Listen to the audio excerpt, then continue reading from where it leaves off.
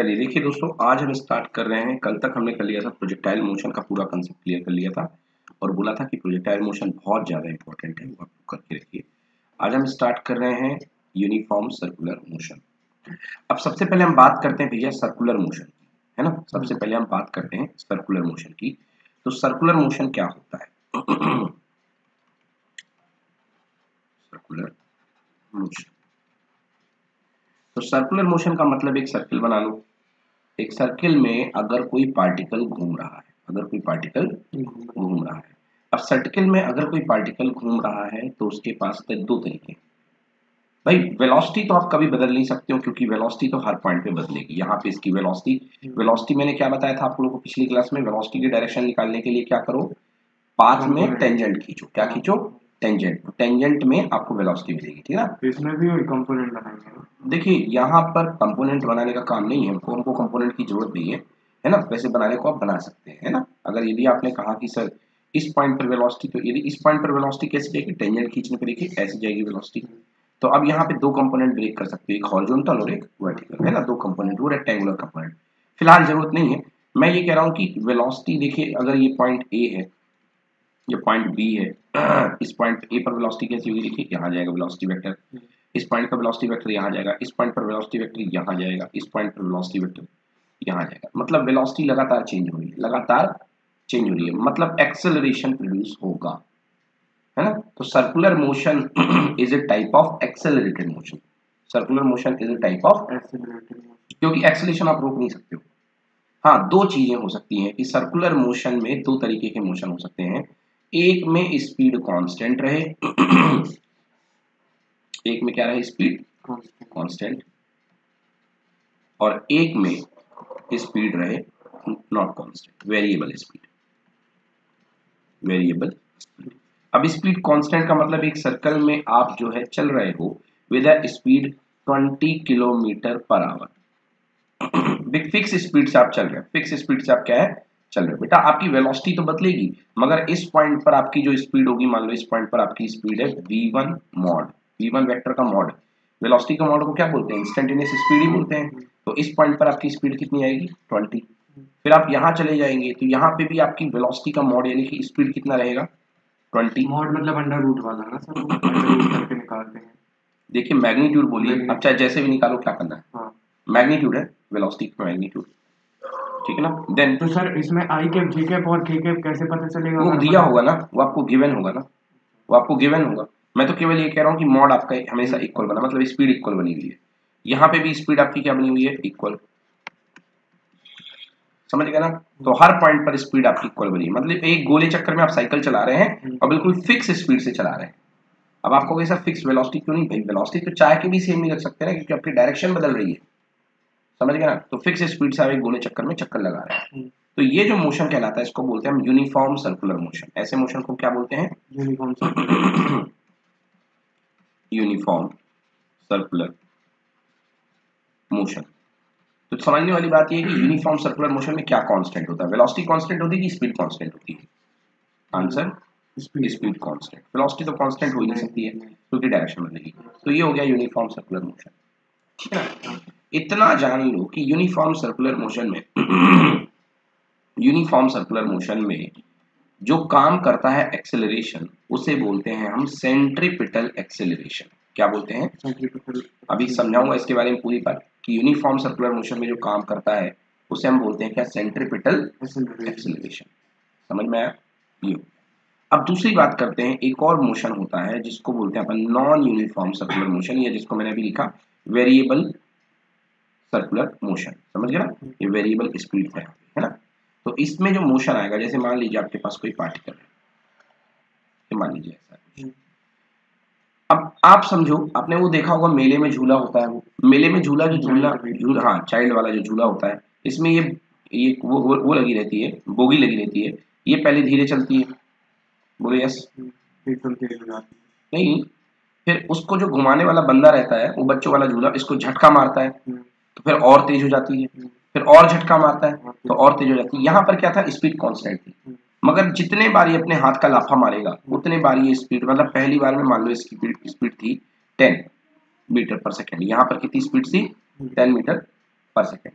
ठीक, जब दूसरी बार आया इसने इसको झटका दिया तो दूसरी बार में इसकी स्पीड यहीं पर इसी पॉइंट पर कितनी हो गई 20 मीटर पर सेकंड मान लो, और फिर एक और तो कितनी हो गई 30 मीटर पर सेकंड। तो यहाँ पर देखिए ये जो है ये इसको क्या कर रहा है, एक्सटर्नल फोर्स दे रहा है जिसकी वजह से इसकी स्पीड बदल गई। पिछले बार स्पीड कांस्टेंट, इस बार स्पीड क्या है, बदल गई।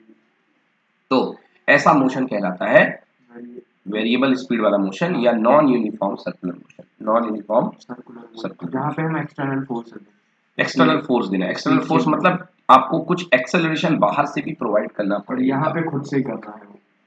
यहाँ पर केवल एक ही एक्सेलरेशन लगेगा जो सेंटर की तरफ है। अब यहाँ पर अगर आप देखें इंस्टेंटली, यहाँ पर देखें इस पॉइंट पर, तो आपने फोर्स कैसा लगाया है, इधर की डायरेक्शन में लगाया है, बोलिए समझ है ना। और फोर्स इक्वल टू क्या होता है, मास इनटू एक्सेलरेशन। तो फोर्स को वेक्टर देने का काम कौन करेगा, एक्सेलरेशन, या जिस डायरेक्शन में फोर्स लगेगा उसी डायरेक्शन में क्या लगेगा, एक्सेलरेशन। तो इसमें सेंट्रीपिटल एक्सेलरेशन तो चलेगा ही क्योंकि घूम रहा है, घुमाने के लिए तो ये लगेगा ही, मस्ट है। और साथ ही साथ एक और एक्सेलरेशन लगता है इसमें जिसको बोलते हैं टेंजेंशियल एक्सेलरेशन, जो हाथ वाला छू करके इसको ऐसे देता है ना।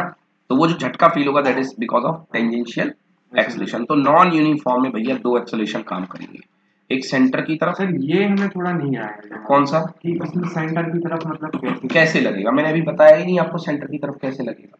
भाई एक्सेलरेशन क्या है, चेंज इन वेलोसिटी, तो change in velocity upon time यानी acceleration equal to delta V upon delta T. अभी पढ़ेंगे कि delta V upon delta T कैसे एक्सेलरेशन सेंटर की तरफ बनता है, वही तो आएगा समझ में ना। अब इसमें तो ये सेंटर की तरफ तो रहेगा ही क्योंकि वेलोसिटी तो बदल ही रही है हर जगह, अभी भी तो इसकी भी तो वेलोसिटी बदल रही है।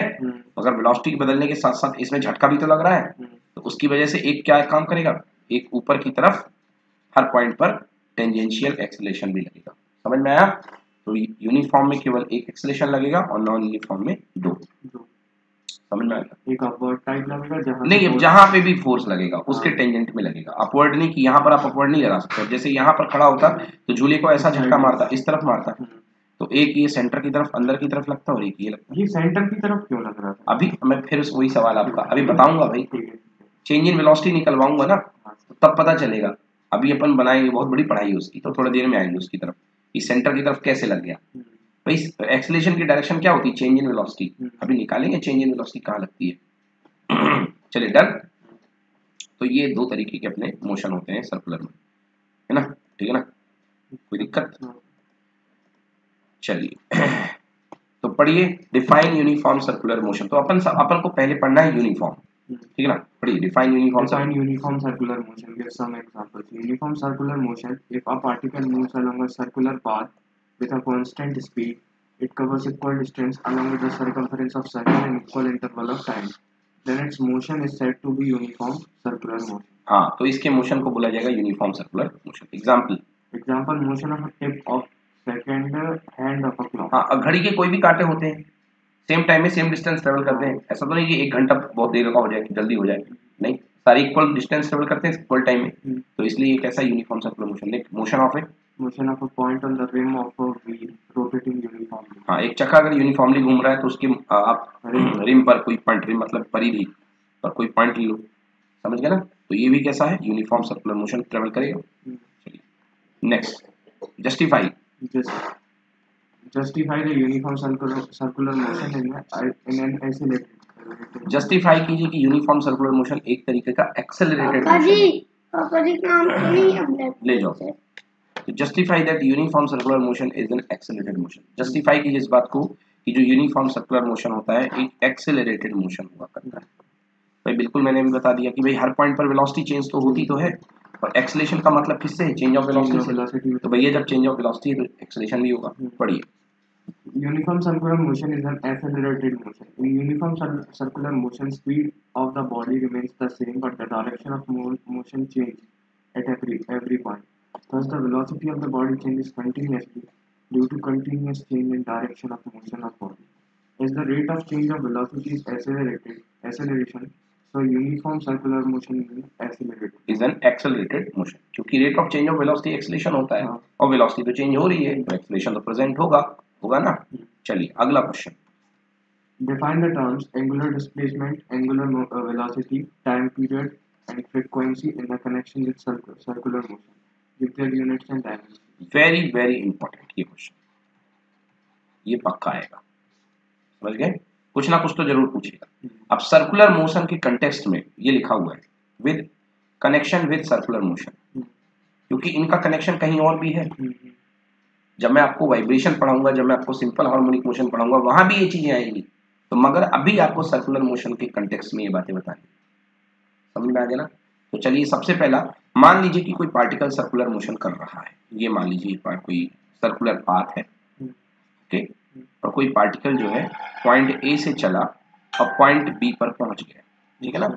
यहां से यहां तक पहुंचने में इसने कितना टाइम एलैप्स किया, डेल्टा टी, डेल्टा टी। अब चलिए इसको यहां से जोड़ दीजिए, ये पॉइंट से मिला दिया ऐसा कुछ, और इसको यहां से मिला दिया, ये सेंटर से, मतलब सेंटर के रिस्पेक्ट में इसकी पोजीशन पहली ये थी और सेंटर के रिस्पेक्ट में दूसरी पोजीशन ये थी, ठीक ना। तो इसने कितना एंगल ट्रेवल किया, डेफिनेटली कुछ ना कुछ एंगल ट्रेवल किया होगा, ठीक है ना।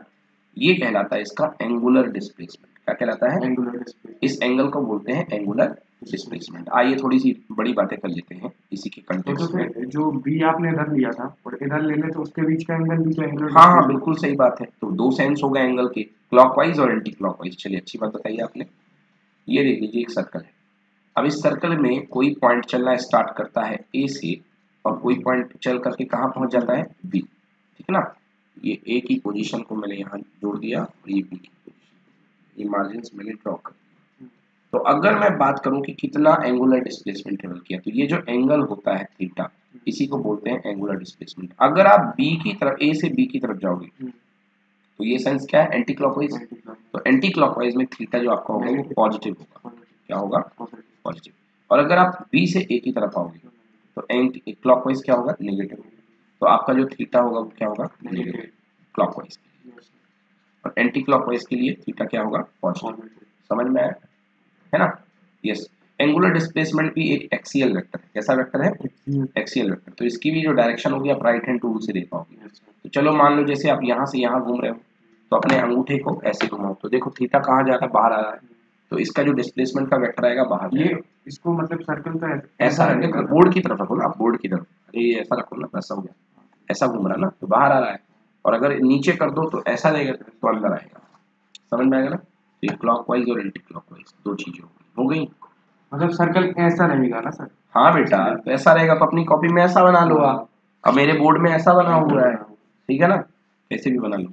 चलो आ गया समझ में, ये हो गया। तो पहले मैंने आपको बताई एंगुलर डिस्प्लेसमेंट क्या होता है, थीटा। अब देखो इसमें अगर मैं बोलूं डिस्टेंस, तो डिस्टेंस क्या हो गया, ए से लेके बी तक का पूरा रास्ता। तो यदि मैं यहाँ पे आपको डिस्टेंस दिखाऊं, डिस्टेंस तो क्या आएगा, ए बी आर की लेंथ, हाँ या ना। कौन सा फॉर्मूला लगेगा डिस्टेंस के लिए, 2 pi R into theta upon 360 degree. याद आया, हाँ याद आया, ठीक है ना। अगर मैं आपसे बोलूं डिस्प्लेसमेंट, तो डिस्प्लेसमेंट के लिए आपको ए से लेकर के बी तक का शॉर्टेस्ट वेक्टर ज्वाइन करना पड़ेगा। ट्रायंगल का एरिया समझ में आ गया। एरिया क्यों पहुंच गया भाई साहब, वेक्टर की बात कर रहा हूं, आप एरिया बोल रहे हैं। डिस्प्लेसमेंट क्या होती है, shortest distance between initial point and final point. तो केवल इस वेक्टर को देखो ना बस, और बाकी से कोई मतलब नहीं है। तो यदि मैं आपको डिस्प्लेसमेंट बोलूं, डिस्प्लेसमेंट एस वेक्टर क्या होगा, ए बी वेक्टर। समझ में आया कि नहीं आया, क्लियर होगा। डिस्टेंस के बराबर ही होगा ना, हाँ लेंथ ऑफ आर क्यों होगा डिस्टेंस के बराबर, लेंथ ऑफ आर थोड़ा सा बड़ा होगा ना, लेंथ ऑफ आर थोड़ा सा बड़ा होगा ना, ये ऊपर से गया है ना, तो फिर कैलकुलेट करने दे दिया तो बताएंगे ना। तो ये तो कर भी चुके हो आप, 2 पाई आर थीटा बाई 360 तो डिस्टेंस आ गया है ना। और एक इसका क्वेश्चन भी मैंने कराया था कि अगर ये 60 डिग्री है तो ये भी 60 होगा, ये भी 60 होगा, तो ये रेडियस के इक्वल होगा। याद आया, डोंट वरी, बनेगा, सब कुछ बनेगा। क्लियर हो गया। तो displacement equal to A B vector आ गया। अब मैं 3 टाइप की आपको वेलोसिटी यहाँ पे बताता हूँ, 3 टाइप की वेलोसिटी। सबसे पहले मैं स्पीड बता देता हूँ। स्पीड इक्वल टू क्या होता है, distance upon time, distance upon time. तो डिस्टेंस क्या होगी, A B bar upon time कितना है, डेल्टा टी। समझ में आया कि नहीं है। यहाँ से यहाँ तक जाने में कितना समय लगा था, डेल्टा टी। याद आ गया। ये बन गई भैया आपकी स्पीड। क्या बन गई आपकी स्पीड। अगर मैंने आपसे बोला कि वेलोसिटी क्या होगी, तो ए बी वेक्टर अपॉन, हाँ, तो अगर मैं आपसे बोला भैया वेलोसिटी क्या होगी, तो velocity equal to displacement upon time. Change in displacement कितना है, A B vector. Upon time कितना, डेल्टा टी। ये आ गई वेलोसिटी। क्लियर हो गया ना? ठीक है ना, ये आ गई वेलोसिटी। ठीक है ना? अगर मैंने आपसे पूछा ये वेलोसिटी, अगर मैंने आपसे पूछा एंगुलर वेलोसिटी, क्या पूछा? एंगुलर वेलोसिटी मतलब किस रेट से एंगल ट्रेवल हो रहा है, that is equal to change in angle with respect to time, rate of change of angle. भाई एंगल भी तो बदल रहा है ना, पहले यहाँ रहा होगा, जब चलना शुरू किया होगा तो एंगल कम रहा होगा, फिर और बढ़ा, फिर और बढ़ा, फिर और बढ़ा, फिर और बढ़ा। एंगल भी तो बदलता है ना, एंगल भी तो बदलने की रफ्तार है, तो इसको बोलते हैं एंगुलर वेलोसिटी। क्या बोलते हैं? Angular velocity. इसे किससे रिप्रेजेंट करते हैं बेटा? ओमेगा से। किससे रिप्रेजेंट करते हैं? और लीनियर वेलोसिटी को किससे रिप्रेजेंट करते हैं? वी वेक्टर से। तो यहाँ पे वेलोसिटी है, ये भी वेलोसिटी है, तो इसका एक नाम दिया जाता है बेटा लीनियर वेलोसिटी। क्या बोलते हैं? हाँ, कि आप कंफ्यूज ना हो, इसका नाम होता है लीनियर वेलोसिटी। तो सर्कुलर मोशन में दो टाइप की वेलोसिटी होती है, एक होती है लीनियर वेलोसिटी जो डिस्प्लेसमेंट पे डिपेंड करती है, और एक होती है एंगुलर वेलोसिटी जो कि एंगल पे डिपेंड करती है। समझ में आया? चलिए पढ़िए angular displacement. Angular displacement of a particle moving along a circular path is defined as the angle swept out by its radius vector in the given time. Given time interval में कितना angle आपने swap किया है, given time interval में आपने कितना angle swap किया है, इसको बोलते हैं एंगुलर डिस्प्लेसमेंट। तो एंगुलर डिस्प्लेसमेंट निकालना है हमको, थीटा निकालना है। तो थीटा निकालने का तरीका क्या हो सकता है? देखिए थीटा इज इक्वल्स टू होता है arc upon radius. Theta is equals to arc upon radius. तो थीटा आर्क अपॉन रेडियस आप चाहें तो किससे निकाल सकते हैं? Arc A B upon radius R, मतलब ए बी का लेंथ अपॉन रेडियस आर जो भी दी गई है बोलो। अच्छा उससे नहीं निकालना है तो आप एक और तरीका लगा सकते हैं, भाई ये भी तो एक आर्क का ही काम कर रहा है, डेल्टा एस कर रहा है कि नहीं कर रहा? कर रहा है कि नहीं कर रहा? भाई आपके पास सर्कुलर पाथ था, ये सर्कुलर पाथ था, सर्कुलर पाथ में से आप यहां से लेके यहां चले गए, तो आपने इसको ज्वाइन कर दिया, डिस्प्लेसमेंट यदि देखना है आपने इसको क्या कर दिया? ज्वाइन कर दिया। अब यहाँ पे सेंटर में जो एंगल आर्क डालेगा वही एंगल तो ये डालेगा इसकी कॉर्ड। यस और नो? नहीं आया? 10th क्लास में 9th क्लास में आपने पढ़ा होगा, सर्कल में एक कॉर्ड हुआ करती थी। तो यहाँ पे हम लोग बोलते थे ये आर्क का एंगल हुआ करता था, ये आर्क का एंगल निकालने के लिए कॉर्ड का ही एंगल तो निकालते रहे हैं, ये कॉर्ड ही तो थी, तो अभी ये कॉर्ड ही तो बन गई, नहीं बन गई? तो जितना एंगल आर्क का होगा उतना एंगल कॉर्ड का होगा, तो एंगल कितना होगा? ये हो गया। तो फॉर्मूला लगाइए, इज इक्वल्स टू आर्क ये बन गया इस समय, तो क्या बन जाएगा? Delta S upon R. ये डेल्टा एस है ना, डेल्टा एस वेक्टर है कि नहीं है? Delta S upon R, this is angular displacement. Done? Yes. तो पढ़ेंगे delta theta is equal to delta S by, और अगर डायरेक्ट अपन ABR करें तो? हाँ तो भी ठीक है, कोई दिक्कत वाली बात नहीं है, कोई दिक्कत नहीं है, पता हो तो क्यों ना लो। चलो पढ़िए। If a particle moving along a circular path of radius, refer to figure, cover distance as along R AB. Leo distance है, आर की बात कर दी मैंने तो डिस्प्लेसमेंट का यूज करके बताया, इन्होंने डिस्टेंस में देखो वेक्टर नहीं लगाया है, तो इन्होंने डिस्टेंस को डेल्टा एस लिया है। मुझे लग रहा था ये डिस्प्लेसमेंट लेंगे बट ये डिस्टेंस ही है ना, डिस्टेंस ही है। तो distance along arc A B, then angular displacement कितना होगा? Delta S upon R. Delta s यहाँ पे डिस्टेंस क्या है? डिस्टेंस। समझ में आया? डिस्प्लेसमेंट क्या लेते हैं? Delta s vector, delta s vector. तो यहाँ पे अपन के पास जो एंगल आ गया, एंगुलर डिस्प्लेसमेंट थी डेल्टा थीटा से डिनोट करते हैं। किससे डिनोट करते हैं? डेल्टा थीटा से।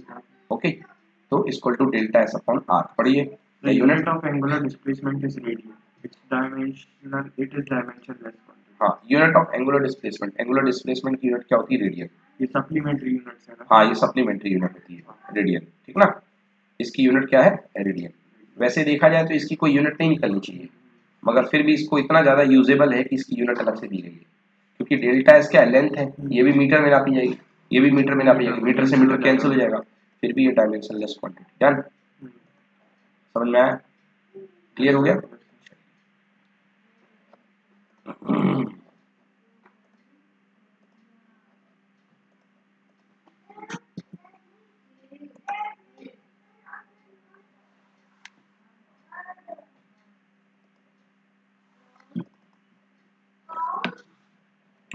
चलिए नेक्स्ट पढ़ते हैं। अब पढ़िए एंगुलर वेलोसिटी। अभी अपन ने बताया था आपको एंगुलर वेलोसिटी, है ना, एक होती है लीनियर वेलोसिटी, अब एक होती है एंगुलर वेलोसिटी। पढ़िए। Angular velocity, the time rate of change of angular displacement of a particle is called angular velocity.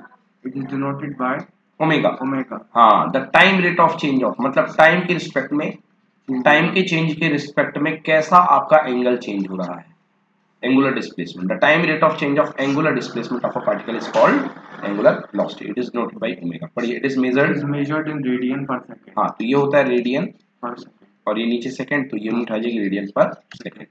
हाँ, रेडियन पर second. And its dimension formula is m0 l0 t minus 1. m0 l0 t की power -1, क्योंकि radian की तो कोई unit होती नहीं है, नहीं sir. डायमेंशन होती नहीं है, सेकंड की होती है, टाइम यूनिट्स तो ये आ जाएगा।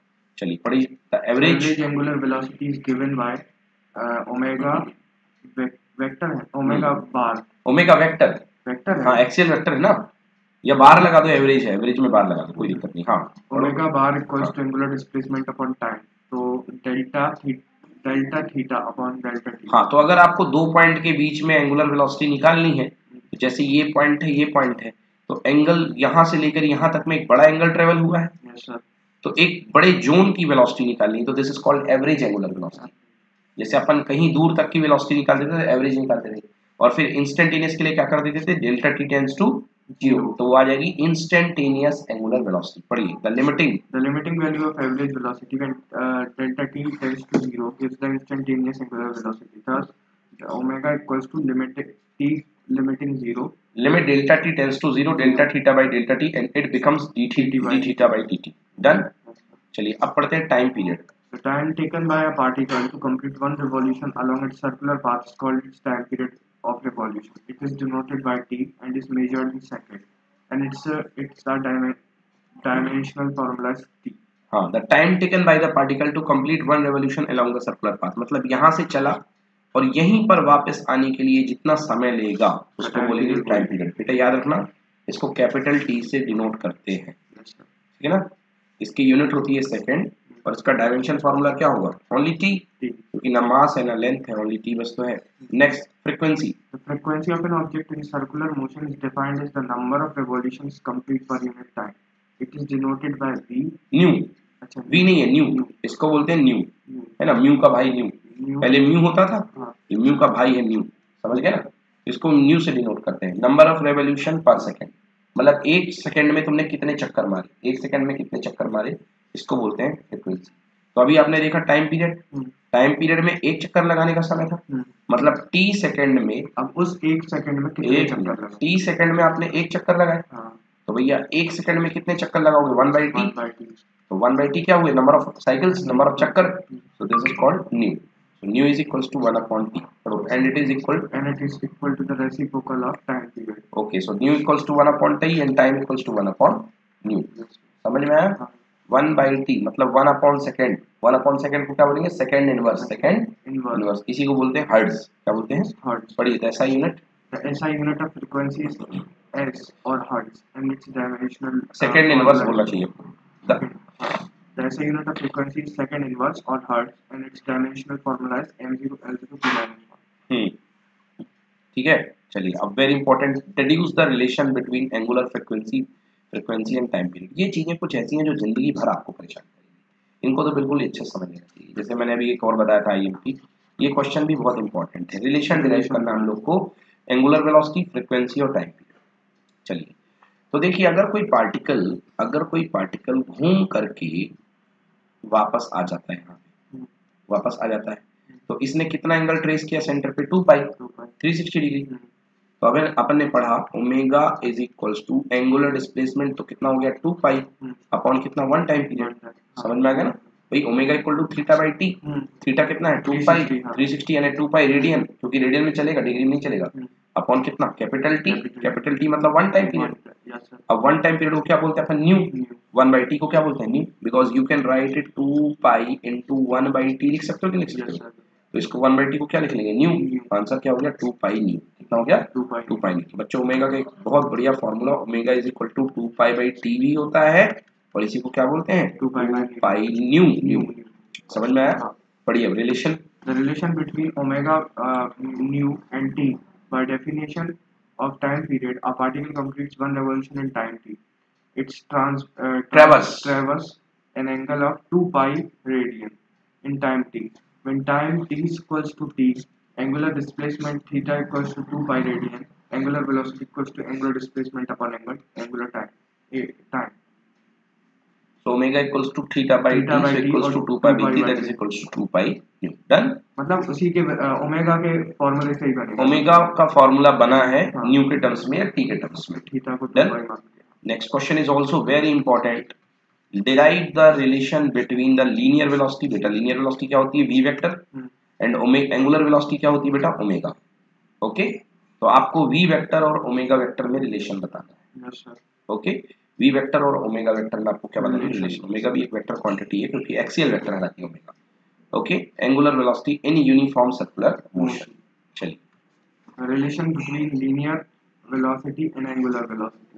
Consider a particle moving along a circular path of radius r as shown in figure. Suppose the particle moves from A to B in time t, delta t, covering distance delta s along the arc AB. हाँ देखिए, अब यहाँ से covering distance delta S, मतलब ये जो पूरा का पूरा है this is delta S. Okay, delta S R A. And the angular displacement of the particle is delta theta. भाई यहाँ पे बीच में एंगल कितना बनेगा? Arc upon radius. तो आर्क डेल्टा थीटा बन गया. मान लो आर्क का नाम डेल्टा थीटा दे दिया, is equal to, sorry arc का नाम नहीं, एंगल का नाम delta theta, angular displacement delta theta is equal to arc is delta S upon कितना? आर. क्लियर हो गया? आ गया समझ में ना? Delta theta by delta S by R, ये हो गया. अब एक काम कीजिए, दोनों तरफ डेल्टा टी से डिवाइड कर दीजिए. तो delta theta by delta T is equal to 1 by R constant है, but delta S by delta T लिख दिया हमने. बोले यस. तो हमने क्या किया? Delta theta by delta T is equal to 1 by R बाहर ले आओ और यहाँ पे क्या कर दिया? Delta S by delta T. लो हाँ, अब डेल्टा टी की लिमिट को जीरो के टेंस ले लो. क्या ले लो? Delta T tends to zero, मतलब ये टाइम गैप बिल्कुल कम कर. तो delta T tends to zero, तो ये क्या बन जाएगा? Limit delta T tends to zero delta T by delta T. 1 upon are constant है, इसके पास डेल्टा टी है तो इस पे भी लिमिट लग जाएगी. Limit delta T tends to zero delta S upon delta T. बोलो यस और नो. भाई जैसे आप लिमिट जीरो के टेंस ले लोगे, delta theta by delta T क्या बन जाएगा? D theta by D T. बोलो यस. और ये है बेटा 1 अपॉन आर, और ये क्या बन जाएगा? Delta S by delta T यानी D S by D T. बोलो यस और no. D theta by D T मतलब instantaneous rate of change of angle with respect to time. क्या है भैया? ये इंस्टेंटेनियस एंगुलर वेलोसिटी ओमेगा. क्या है ये? Instantaneous angular velocity omega. Okay, equals to 1 by R into D S by D T को क्या बोलते हैं अपन? V vector. याद आया? ये क्या है? V vector. ठीक है ना? तो अभी अपन स्केलर फॉर्म में लिख रहे हैं, वेक्टर अपन ने यूज नहीं किया है. तो आंसर बन गया बच्चों omega is equals to V by R. ये रिलेशन आ गया ओमेगा और वी के बीच में. समझ में आया ना? Omega equals to V by R, या you can say V equals to R. में क्यों कंफ्यूज हो रहा है बेटा? बंद करो उसको, वो साइड कर दे एकदम. क्लास है क्या? हाँ वो पेपर है ना. Okay, so V equals to R omega. V equals to R omega. Scalar form में रिलेशनशिप होती है V equals to R omega. Done. चलिए इसको थोड़ा आगे दिखा देगा आपको लेक्चर का.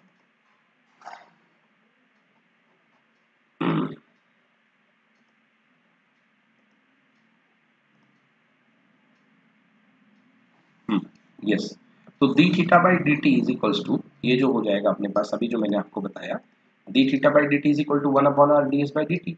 D theta by D T क्या बन गया? Omega. Instantaneous angular velocity is equal to 1 by R into V. तो आंसर कितना आ गया? v equals to omega into R. बेटा ये याद रखना, ये स्केलर रिलेशन है. क्या इसका है? मतलब तीनों स्केलर. हाँ, मैंने कहीं पर वेक्टर का यूज नहीं किया है. मैंने कहीं पर वेक्टर का यूज नहीं किया, बट जब आगे मैं आपको चैप्टर पढ़ाऊंगा तो मैं आपको बताऊंगा कि जो लीनियर वेलोसिटी होती है v vector is equal to बेटा omega cross R. Omega cross R. तो ये आगे जब पढ़ाऊंगा तो ये वेक्टर रिलेशन ये आएगा. देखो आपको मैंने पढ़ाया था क्रॉस प्रोडक्ट में दो क्वांटिटी का प्रोडक्ट एक वेक्टर आता है. तो ये भी वेक्टर और ये भी वेक्टर, तो आंसर भी क्या आएगा? वेक्टर. क्लियर हो गया? तो वेक्टर नोटेशन में v is equal to omega cross R. Done. Done, कोई प्रॉब्लम? चलिए, तो ये तो हो गया भैया, वेलोसिटी खत्म हो गई. अब आते हैं एक्सेलरेशन पे. तो दो तरीके के एक्सेलरेशन होते हैं, एक लीनियर एक्सेलरेशन, एक एंगुलर एक्सेलरेशन. तो आइए पढ़ते हैं एंगुलर एक्सेलरेशन. चलिए पढ़िए. Define Define angular acceleration, deduce its relation with linear acceleration. हाँ, define angular acceleration, deduce its relation with linear acceleration. आपको बताना है linear acceleration के साथ इसका क्या relation है, ठीक है ना। पढ़िए angular acceleration. Angular acceleration, the time rate of change of angular velocity of a particle is called its angular acceleration. So delta omega is changed in the angular velocity in time delta t, then the average angular acceleration is acceleration vector is equals to delta omega upon delta t. हाँ भाई, angular acceleration, मान लो कहीं पर velocity, आपकी angular velocity थी omega 1, particle घूम रहा है, इस पॉइंट पर आपकी एंगुलर वेलोसिटी आ गई ओमेगा 1 और यहाँ पर घूम करके गया, ठीक है ना, और वेलोसिटी बदल रही है, एंगुलर वेलोसिटी बदल रही है, मतलब एंगल ट्रेस करने की रफ्तार बदल रही है, झूला तेज हो रहा है, पहले धीमा था फिर यहाँ पर आके तेज हो गया, तो यहाँ पर इसकी वेलोसिटी कितनी हो गई ओमेगा 2, समझ गया ना, एंगुलर वेलोसिटी कितनी हो गई ओमेगा 2। तो अब आपको निकालना है कि यहाँ से यहाँ जाने में कितना एंगुलर एक्सेलरेशन निकला है, तो average angular acceleration alpha average bar मतलब average equals to change in angular velocity upon change in time, समझ में आया, that is equals to omega 2 minus omega 1 upon delta T, clear हुआ। हाँ, अब इस इंस्टेंटेनियस ले लो, तो डेल्टा टी टेंस टू क्या कर दो 0, ये क्या बन जाएगा D omega by D T, so alpha की वैल्यू कितनी आ जाएगी D omega by D T, ये बन गया इंस्टेंटेनियस एंगुलर एक्सेलरेशन, ठीक है ना। अब एंगुलर एक्सेलरेशन की पढ़ो यूनिट और dimension. The angular acceleration is measured in radian per second square and has the dimension m0 l0 t inverse T to the power t to minus the power minus 2, समझ में आया ना। चलिए next पढ़ दिए relation between linear acceleration and angular acceleration.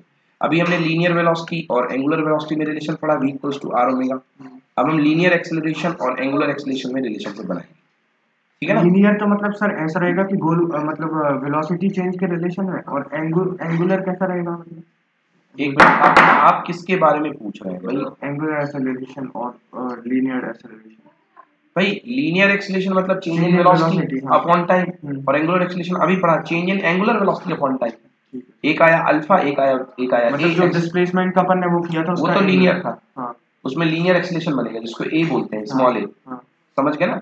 अब ये linear acceleration, क्योंकि ये भाई वेलोसिटी चेंज हो रही है, एंगुलर वेलोसिटी चेंज हो रही है, मतलब ये नॉन यूनिफॉर्म है, ये किस मोशन की बात हो रही है, नॉन यूनिफॉर्म। चलिए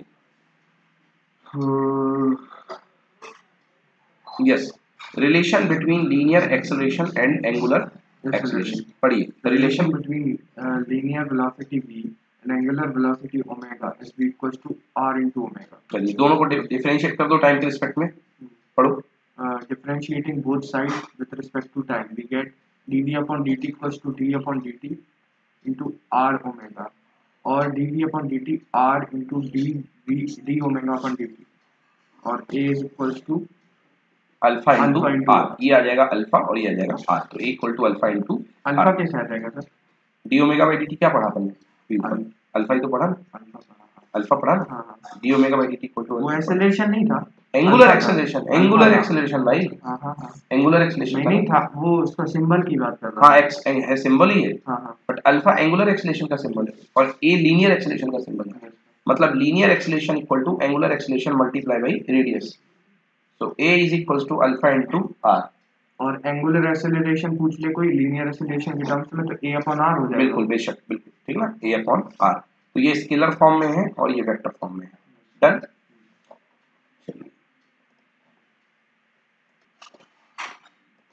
चलिए देखिए, अब जो आप सवाल पूछ रहे थे कि सेंट्रीपिटल एक्सेलरेशन सेंटर की तरफ क्यों लगता है, सेंटर की तरफ डायरेक्शन कैसे आती है। देखिए एक्सेलरेशन का फॉर्मूला क्या होता है, एक्सेलरेशन इज इक्वल टू होता है चेंज इन वेलोसिटी, अगर वेक्टर फॉर्म में बात की जाए तो acceleration equal to change in velocity upon change in time, मतलब एक्सेलरेशन को डायरेक्शन देने वाला कौन है, एक्सेलरेशन को डायरेक्शन देने वाला है वेलोसिटी का चेंज, तो मतलब जिस तरफ वेलोसिटी चेंज होगी उसी तरफ एक्सेलरेशन लगेगा, लगेगा कि नहीं लगेगा। yes, ये बहुत उम्दा डेरिवेशन है, बहुत प्यारा डेरिवेशन है और बहुत ही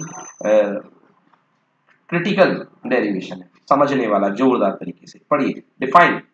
define centripetal acceleration, derive an expression for the centripetal acceleration of a particle moving with uniform speed v along a circular path of radius r explain how it acts along the radius towards the center of circular path. हाँ yes, तो कह रहा है centripetal acceleration को define करो, derive an expression for the centripetal acceleration, इसके लिए एक एक्सप्रेशन को डिराइव करो।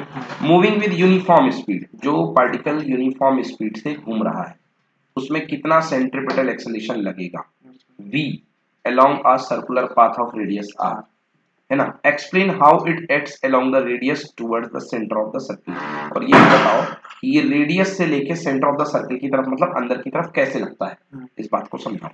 चलिए पढ़िए centripetal acceleration. Centripetal acceleration, a body undergoing a uniform acceleration, a uniform circular motion motion is acted upon by an acceleration which is directed along the radius towards the center of circular path. The acceleration is called centripetal acceleration. Yes, कह रहा है कि if a body is undergoing uniform circular motion is acted upon acceleration, एक body अगर uniform circular motion में घूम रही है तो उस पर हर वक्त एक एक्सेलरेशन लगता है which is directed along the radius, जो रेडियस के अलोंग लगते हुए सेंटर की तरफ लगता है, इस एक्सेलरेशन को हम बोलते हैं सेंट्रीपिटल एक्सेलरेशन।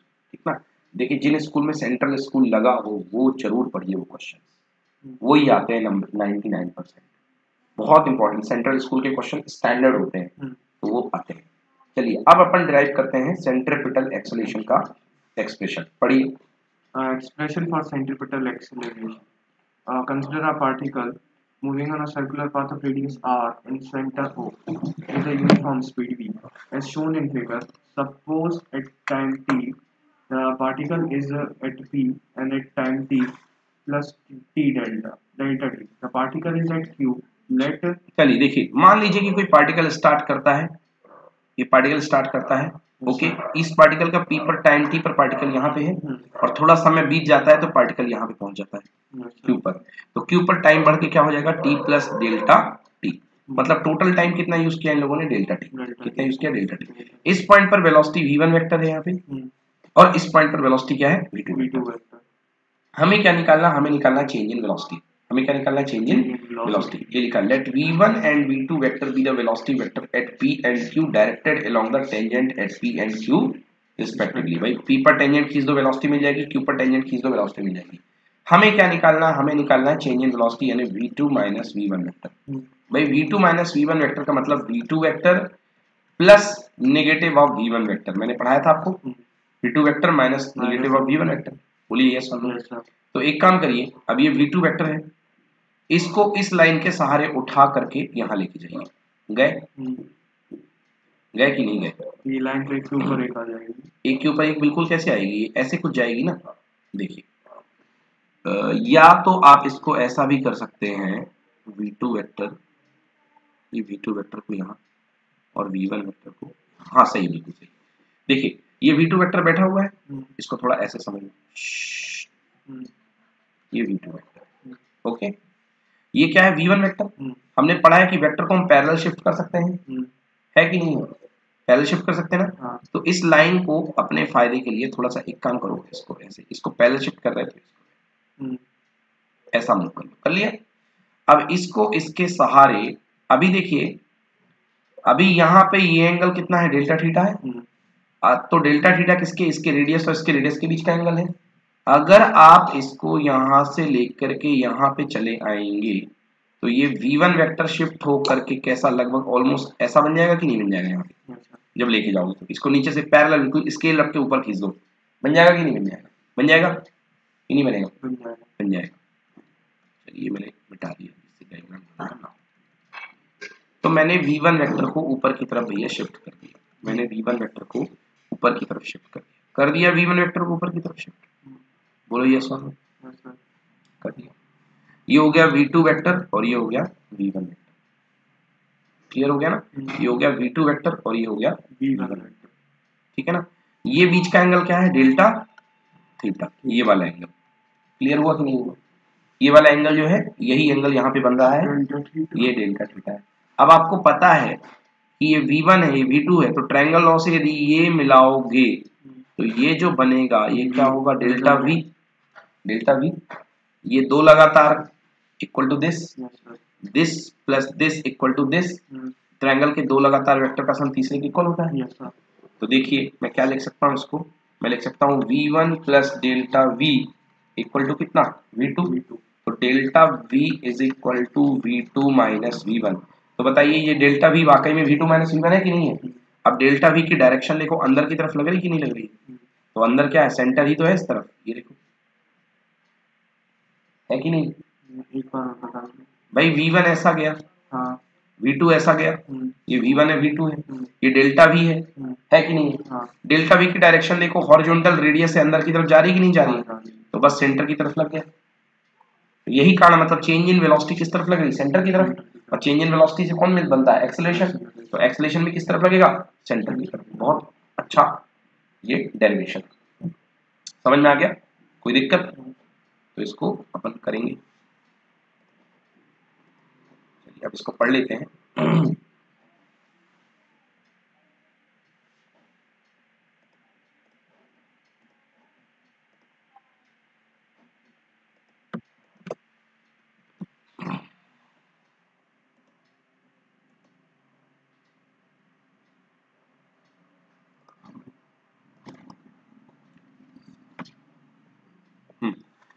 चलिए अब इसको वही जो अपन ने किया उसी चीज को सारा का सारा लिखा गया है, ठीक है ना? वही जो चीजें अपन ने की है उसी को सारा का सारा लिखा गया है। पढ़िए, to determine the change in velocity taken external point A, draw AB equal to another parallel हाँ to B1 vector and AC vector equal and parallel to B2 vector. Draw the vector BC vector to choose close the triangle triangle as shown. shown in figure 4.37b applying the triangle law. वही एक vector को इन लोगों ने ले लिया, ये वाला जो वेक्टर था इसको ले लिया था V2, इस वाले को ले लिया था क्या? V1, और ये क्या बन गया था बेटा? Delta V। याद आ गया? क्लियर है ना? तो डेल्टा V, तो ये एक को ले लिया AB, ये जो गया था V1 वेक्टर ये AB की डायरेक्शन में गया था, ये V1 वेक्टर जो गया था AB की डायरेक्शन में। एक बार वो डायग्राम दिखाना पड़ेगा आपको, अदरवाइज उसके बिना क्लियर नहीं होगा। डाल दिया मैंने।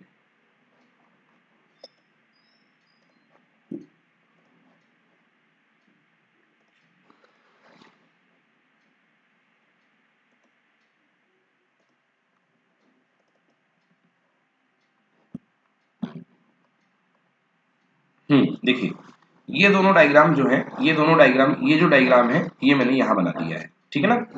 बट ये जो डायग्राम है, अंदर वाला जो डायग्राम बना हुआ है वो बना हुआ है रेडियस के टर्म्स में, रेडियस रेडियस रेडियस। और ये बाहर वाला जो डायग्राम बना हुआ है वो किसके टर्म्स में बना हुआ है? वेलोसिटी वेलोसिटी, है ना, और चेंज इन वेलोसिटी। तो अंदर वाला डायग्राम रेडियस रेडियस और डेल्टा एस के टर्म्स में बना था, और उसके सिमिलर जो बाहर वाला डायग्राम है वो वेलोसिटी वेलोसिटी और चेंज इन वेलोसिटी के टर्म्स में बना हुआ है, ठीक है ना? तो अब इसको हम मैच करते हैं जो पढ़ना आपको। तो applying the triangle of vector addition BAC, तो BAC में ट्रायंगल ऑफ वेक्टर एडिशन लगाया, ये देखिए BAC में, तो क्या हो जाएगा? Delta V equal to V2 minus V1, ये मैंने अभी आपको करवाया, delta V is equal to V2 minus V1 हो जाएगा, हो जाएगा? Okay, so this is equal to change in velocity. आ गया? तो मतलब जो एक्सेलरेशन की डायरेक्शन है वो किस तरफ है? चेंज इन वेलोसिटी की तरफ है। Clear? Now in triangle POQ and BOC, यहां से और ज्यादा इंपॉर्टेंट टॉपिक स्टार्ट होता है, क्या? डेरिवेशन। सेंट्रीपिटल एक्सेलरेशन ड्राइव करने आ रहे हैं, AC का वैल्यू है ना, कितना आएगा? V²/R, कितना आएगा? V²/R। तो ये अब देखना, ये बहुत इंपॉर्टेंट है ना, V²/R। तो हम हमारे पास दो ट्रायंगल, अब 10th क्लास की थ्योरम लगने वाली है इसमें, ट्रायंगल POQ एंड BAC। तो दो ट्रायंगल जी भर के देखो भैया, POQ एंड BAC। POQ क्या है? देखिए POQ ये POQ एंड BAC क्लियर? देखिए यहाँ पे एंगल कितना है? थीटा। यहाँ पे एंगल कितना है? थीटा, ठीक ना? ये यहाँ से लेकर के यहाँ लीनियर डिस्प्लेसमेंट कितना चेंज हो रहा है? डेल्टा S, और डेल्टा S से ही क्या बनता है? Delta V, change in velocity delta V। तो ये डेल्टा Q है, डेल्टा थीटा है, डन। तो एंगल POQ और एंगल BOC क्या है? दोनों इक्वल है, इक्वल है। अब मैग्नीट्यूड की बात की जाए, OP upon OQ, OP upon OQ, तो भैया OP अपॉन OQ दोनों रेडियस ही तो थे, तो रेडियस रेडियस का रेशियो कितना आएगा? 1 equal to AB upon AC। ये भी रेडियस नहीं है, वेलोसिटी है, स्पीड। तो यूनिफॉर्म मोशन है तो स्पीड हमेशा कांस्टेंट रहेगी, तो इसका रेशियो भी क्या आएगा? 1। तो देखिए क्या लग गया? साइड एंगल साइड, ऐसे ऐसे लग गया, यस सर। भाई दो ट्रायंगल सिमिलर हो गए हाँ। एस से, क्योंकि एडजेसेंट साइड का रेशियो सेम है और बीच के एंगल इक्वल है। हाँ। तो एस से इक्वल हो गया, मतलब दोनों ट्रायंगल क्या हो गए सिमिलर। दोनों ट्रायंगल कौन कौन से, पीओक्यू और बीएसी क्या हो गए सिमिलर, हो गए सिमिलर। तो angle triangle POQ is similar to BAC, तो वो लगा दो CPST corresponding part of similar triangles, है ना। तो पीक्यू ये वाला पार्ट अपॉन ओपी, ये वाला पीक्यू अपॉन ओपी, हाँ PQ अपॉन OP, मतलब ये upon OP is equal to BC, क्योंकि PQ के कॉरस्पॉन्डिंग कौन बन रहा है BC, अपॉन AB। तो PQ क्या है भैया, डेल्टा S है PQ, और OP क्या है R, delta S upon R equal to BC क्या है, delta V upon DT, BC delta V है और AB क्या है V। क्लियर हुआ, डेल्टा V अपॉन V। तो डेल्टा V की वैल्यू कितनी आ गई, V upon R into delta S आ गया, V upon R into delta S। Clear हो गया, आया समझ में कि नहीं आया। अब यहां से क्या करिए, टाइम के रिस्पेक्ट में डिफरेंशिएट कर दीजिए। तो टाइम के रिस्पेक्ट में डिफरेंशिएट किया तो delta V upon delta T is equal to V upon R into delta S upon delta T। Clear हुआ कि नहीं हुआ, है ना। अब टाइम की लिमिट को जीरो ले लो आप, टाइम की लिमिट को क्या ले लो, जीरो। टाइम की लिमिट को आपने जीरो ले लिया, तो टाइम की लिमिट को जीरो ले लिया तो delta V upon delta T is equal to V upon R और limit delta T tends to zero delta S upon delta T। Limit delta T tends to zero delta S upon delta T को क्या बोलते हैं अपन, V, velocity तो बोलते हैं। तो क्या बन जाएगा, और ये क्या हो जाएगा एक्सेलरेशन A, तो A is equal to V upon R था ही, और ये क्या बन गया V, तो आंसर क्या आ गया V स्क्वायर अपॉन R। तो acceleration A is equal to V square upon R, और V क्या होता है बच्चे, R ओमेगा, तो अपॉन R ओमेगा का होल स्क्वायर अपॉन R, तो ये हो जाएगा R square omega square upon R, एक R से एक R cancel, answer omega square R। तो एक और वैल्यू होता है सेंट्रीपिटल एक्सेलरेशन की, omega square upon R। Clear हुआ, तो ये जो होता है ये आपको मैग्नीट्यूड दे रहा है सेंट्रीपिटल एक्सेलरेशन का। पढ़ो, this gives the magnitude of acceleration of a particle in uniform circular motion। हाँ, तो ये आपको जो है यूनिफॉर्म मोशन में करते हुए पार्टिकल के एक्सेलरेशन का मैग्नीट्यूड दे रहा है। पढ़िए direction of acceleration as delta t tends to zero, the angle delta theta along approaches zero. In this limit as AB equals to AC, so angle BABC is equals to angle ACB equals to 90 degree. Thus the change in velocity delta V vector and hence the acceleration delta A vector A is perpendicular velocity vector V1, but vector V1 is directed along tangent at point P. So acceleration A vector acts along the radius towards the center of the circle. Such an acceleration is centripetal। तो मैंने आपको पहले ही बता दिया कि इसकी direction अपन centre की तरफ निकाल चुके हैं, तो कह रहा है कि ये सेंटर की तरफ एक्ट करता है, इसलिए इसका नाम है सेंट्रीपिटल एक्सेलरेशन। क्लियर,